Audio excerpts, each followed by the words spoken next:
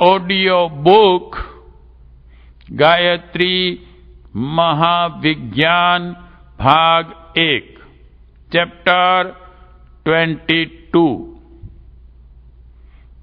इन साधनाओं में अनिष्ट का कोई भय नहीं। मंत्रों की साधना की एक विशेष विधि व्यवस्था होती है। नित्य साधना पद्धति से निर्धारित कर्म कांड के अनुसार मंत्रों का अनुष्ठान साधन पुरस्चरण करना होता है। आमतौर से अविधि पूर्वक किया गया अनुष्ठान साधक के लिए हानिकारक सिद्ध हो सकता है और लाभ के स्थान पर उससे अनिष्ट की संभावना रहती है। ऐसे कितने ही उदाहरण मिलते हैं कि किसी व्यक्ति ने किसी मंत्र की या किसी देवता की साधना अथवा कोई योगाभ्यास या तांत्रिक अनुष्ठान किया। साधना की नीति रीति में कोई भूल हो गई या किसी प्रकार अनुष्ठान खंडित हो गया तो उसके कारण साधक को भारी विपत्ति में पड़ना पड़ता है। ऐसे प्रमाण इतिहास पुराणों में भी हैं। वृत्र और इंद्र की कथा इसी प्रकार की है। वेद मंत्रों का अशुद्ध उच्चारण करने पर उन्हें घातक संकट सहना पड़ा था। अन्य वेद मंत्रों की भांति गायत्री का भी शुद्ध स्वर उच्चारण होना और विधि पूर्वक साधना करना उचित है। विधि पूर्वक किए हुए अनुष्ठान सदा शीघ्र सिद्ध होते हैं और उत्तम परिणाम उपस्थित करते हैं। इतना होते हुए भी वेद माता गायत्री में एक विशेषता है कि कोई भूल होने पर उनका हानिकारक फल नहीं होता। जिस प्रकार दयालु, उदार और बुद्धिमती माता अपने बालकों की सदा हित चिंतना ही करती हैं, उसी प्रकार गायत्री शक्ति द्वारा भी साधक का हित ही संपादन होता है। माता के प्रति बालक गलतियां भी करते रहते हैं। उनके सम्मान में बालक से त्रुटि भी रह जाती है और कई बार तो वे उल्टा आचरण कर बैठते हैं। इतने पर भी माता न तो उनके प्रति दुर्भाव मन में लाती हैं और न उन्हें किसी प्रकार की हानि पहुंचाती हैं। जब साधारण माताएं इतनी दयालुता और क्षमा प्रदर्शित करती हैं तो जगत जननी वेद माता सद्गुणों की दिव्य सूरसरी गायत्री से और भी अधिक आशा की जा सकती है। वह अपने बालकों की अपने प्रति श्रद्धा भावना को देखकर प्रभावित हो जाती हैं। बालक की भक्ति भावना को देखकर माता का हृदय उमड़ पड़ता है।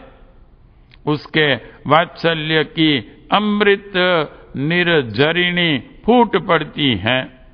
जिसके दिव्य प्रवाह में साधना की छोटी मोटी भूलें, कर्म कांड में अज्ञानवश हुई त्रुटियां तिनके के समान बह जाती हैं।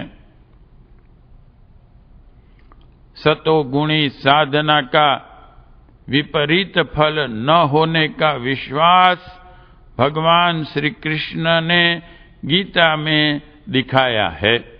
श्रीमद् भगवत गीता 2:40 में कहा है, सत्कार्य के आरंभ का नाश नहीं होता, वह गिरता पड़ता आगे बढ़ता चलता है, उससे उल्टा फल कभी नहीं मिलता। ऐसा कभी नहीं होता कि सत इच्छा से किया हुआ कार्य असत हो जाए और उसका शुभ परिणाम न निकले। थोड़ा भी धर्म कार्य बड़े भयों से रक्षा करता है। गायत्री साधना ऐसा ही सात्विक सत्कर्म है, जिसे एक बार आरंभ कर दिया जाए तो मन की प्रवृत्तियां उस और अवश्य ही आकर्षित होती हैं, और बीच में किसी प्रकार छूट जाए तो फिर भी समय समय पर बार बार उस साधक को पुनः आरंभ करने की इच्छा उठती रहती है। किसी स्वादिष्ट पदार्थ का एक बार स्वाद मिल जाता है तो बार बार उसे प्राप्त करने की इच्छा हुआ करती है। गायत्री ऐसा ही अमृतोपम स्वादिष्ट आध्यात्मिक आहार है, जिसे प्राप्त करने के लिए आत्मा बार बार मचलती है, बार बार चीख पुकार करती है। उसकी साधना में कोई भूल रह जाए तो भी उल्टा परिणाम नहीं निकलता। किसी विपत्ति, संकट या अनिष्ट का सामना नहीं करना पड़ता। त्रुटियों का परिणाम यह हो सकता है कि आशा से कम फल मिले या अधिक से अधिक यह कि वह निष्फल चला जाए। इस साधना को किसी थोड़े से भी रूप में प्रारंभ कर देने से उसका फल हर दृष्टि से उत्तम होता है।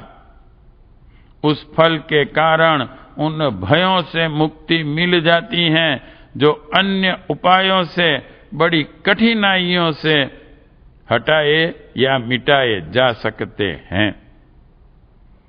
इस विषय को अधिक स्पष्ट करने के लिए भागवत के 12वें स्कंद में नारद जी ने भगवान नारायण से यही प्रश्न किया था कि आप कोई ऐसा उपाय बताएं जिसे अल्प शक्ति के मनुष्य भी सहज में कर सकें और जिससे माता प्रसन्न होकर उनका कल्याण करें। क्योंकि सभी देवताओं की साधना में प्रायः आचार विचार विधि विधान त्याग तपस्या के कठिन नियम बताए गए हैं, जिनको सामान्य श्रेणी और थोड़ी विद्या बुद्धि वाले पूरा नहीं कर सकते।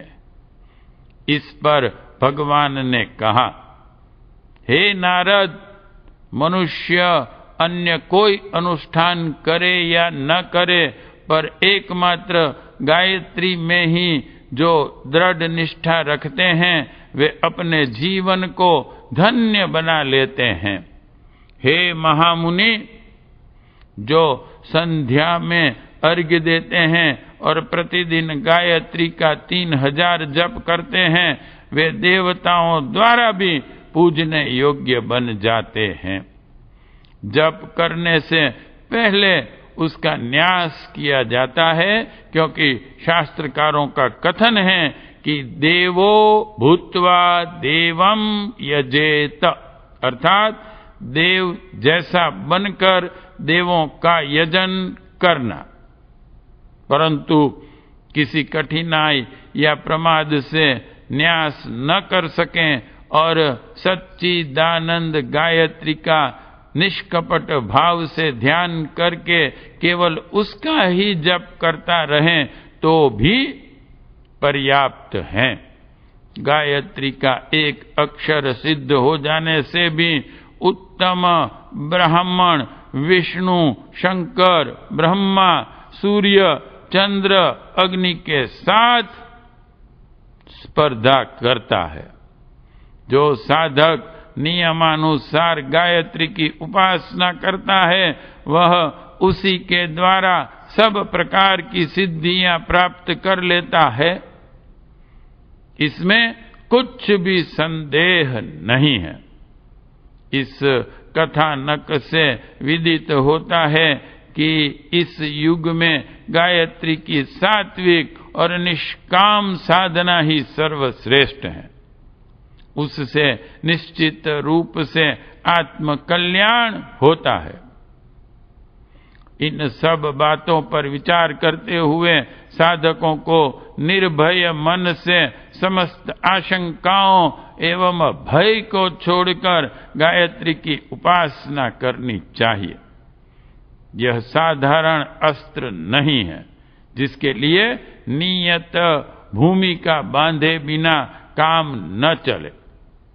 मनुष्य यदि किन्हीं छुट्टल वनचर जीवों को पकड़ना चाहे तो उसके लिए चतुरतापूर्ण उपायों की आवश्यकता पड़ती है, परंतु बछड़ा अपनी मां को पकड़ना चाहे तो उसे मातृ भावना से मां पुकार देना मात्र काफी होता है। गौ माता खड़ी हो जाती है, वात्सल्य के साथ बछड़े को चाटने लगती है और उसे अपने पयोधरों से दुग्धपान कराने लगती है।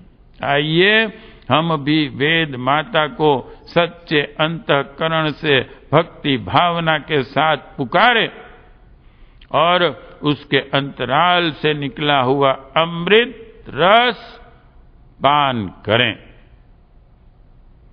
हमें शास्त्रीय साधना पद्धति से उसकी साधना करने का शक्ति भर प्रयत्न करना चाहिए।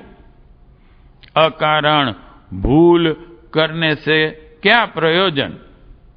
अपनी माता अनुचित व्यवहार को भी क्षमा कर देती हैं, पर इसका तात्पर्य यह नहीं कि उसके प्रति श्रद्धा भक्ति में कुछ ढील या उपेक्षा की जाए।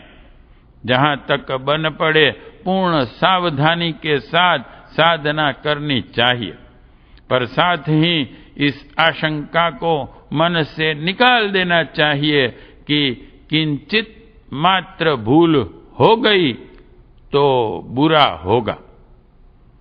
इस भय के कारण गायत्री साधना से वंचित रहने की आवश्यकता नहीं है।